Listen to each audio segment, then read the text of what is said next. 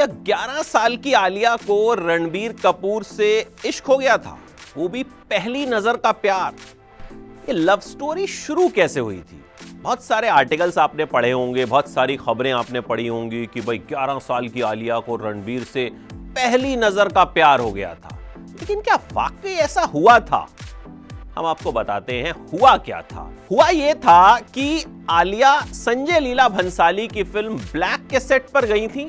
उन्हें वहां एक डमी शूट करना था। जी हां, और ये कोई सुनी सुनाई बात नहीं है। जब मैंने आलिया भट्ट का इंटरव्यू लिया था तो उन्होंने मुझे ये बात खुद बताई थी। पहले ये सुनिए। मैं ऑडिशन करने गई थी, उस रानी मुखर्जी का यंगर पार्ट था, मैं उसके लिए ऑडिशन करने गई थी।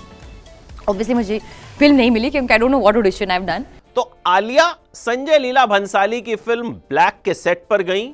वहां रणबीर कपूर पहले से मौजूद थे, और मौजूद इसलिए थे क्योंकि रणबीर कपूर संजय लीला भंसाली को असिस्ट कर रहे थे। अब वहां आलिया और रणबीर कपूर को एक डमी शूट करना था, जिसमें आलिया को अपना सिर रणबीर कपूर के कंधे पर रखना था। आलिया ने रणबीर कपूर के कंधे पर सिर रखा, और इसके बाद संजय लीला भंसाली ने आलिया से कहा कि ऐसा लग रहा था कि तुम तो रणबीर पर जैसे फिदा हो गई हो। आलिया ने कहा, भाई मैं तो 11 ही साल की थी उस वक्त। ये बात भंसाली ने आलिया को बाद में कही थी। तो 11 साल की आलिया को रणबीर अच्छे जरूर लगे थे, लेकिन ऐसा कुछ नहीं था कि उन्हें रणबीर से पहली नजर का प्यार हो गया हो। यह बात आलिया ने खुद बाद में अपने एक इंटरव्यू में कही थी। हां, इसे आप उनकी पहली मुलाकात जरूर कह सकते हैं।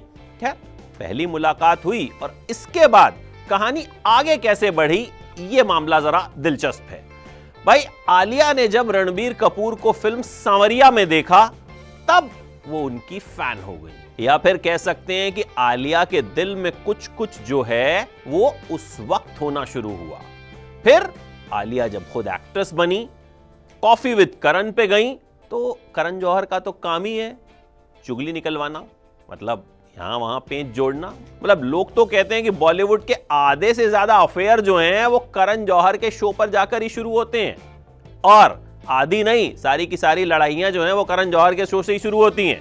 खैर, आलिया से करण जौहर ने पूछा, जैसा कि वो हर हीरोइन से पूछते हैं जो उनके शो में आती हैं, कि अगर इन 3 चॉइसेस में से आपको किसी के साथ डेट पे जाना हो, स्वयंवर करना हो, तो किसे चुनेंगी? ऑप्शंस थे सलमान खान, आदित्य रॉय कपूर और रणबीर कपूर। अब भाई आलिया सांवरिया देख चुकी थी, सलमान खान को तो कहां ही चुनती। आदित्य रॉय कपूर आलिया को शायद उतना पसंद नहीं थे, इसलिए आलिया ने चुन लिया रणबीर कपूर को। और वहां से लोगों ने यह बात कहनी शुरू कर दी कि भाई आलिया तो रणबीर से शादी करना चाहती थी, और यह बात उन्होंने कॉफी विद करण पर कह दी थी। लेकिन बाद में आलिया ने अपने एक इंटरव्यू में कहा था कि भाई उस वक्त मैंने उस हाइपोथेटिकल क्वेश्चन का सिर्फ जवाब दिया था। उस वक्त उन्हें प्यार व्यार कुछ नहीं हुआ था। हाँ, रणबीर पसंद जरूर थे। अब भाई सांवरिया के बाद तो रणबीर बहुत सी लड़कियों को पसंद आ गए थे, तो आलिया को भी पसंद थे। लेकिन लव स्टोरी की शुरुआत दरअसल हुई जब इन दोनों ने फिल्म ब्रह्मास्त्र साइन की, अयान मुखर्जी की फिल्म। वैसे मुझे लगता है कि ये फिल्म जो है ना, ये बेसिकली इनकी लव स्टोरी शुरू करने के लिए बनाई गई थी, क्योंकि ये फिल्म बनती ही गई, बनती ही गई, बनती ही गई।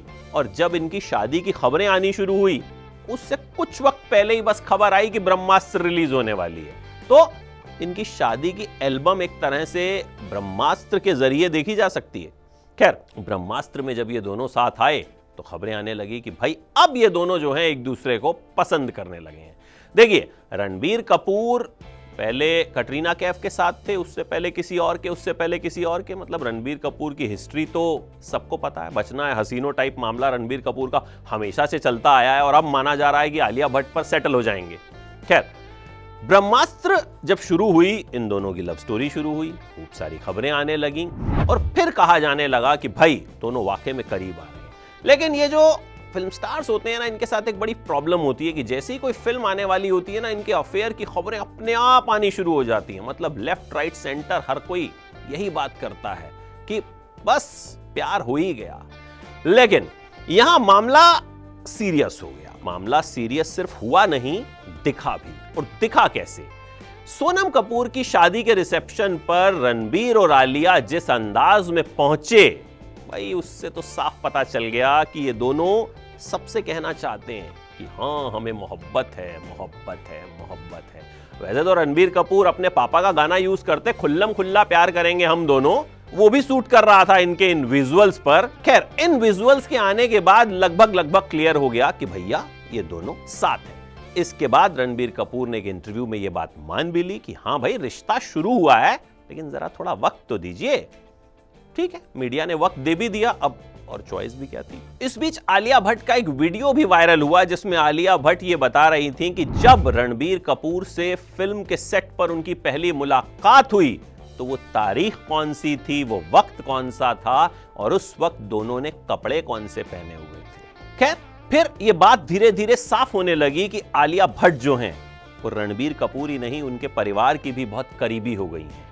साल 2018 में जब रणबीर कपूर के पापा ऋषि कपूर न्यूयॉर्क गए कैंसर के ट्रीटमेंट के लिए, तो आलिया भट्ट भी वहां उनसे मिलने गईं। और जब ऋषि कपूर ने इस दुनिया को अलविदा कहा, उस वक्त भी आलिया भट्ट कपूर परिवार के साथ बहुत मजबूती से खड़ी रहीं। साल 2019 में कपूर परिवार के साथ आलिया ने नए साल की छुट्टियां बिताई।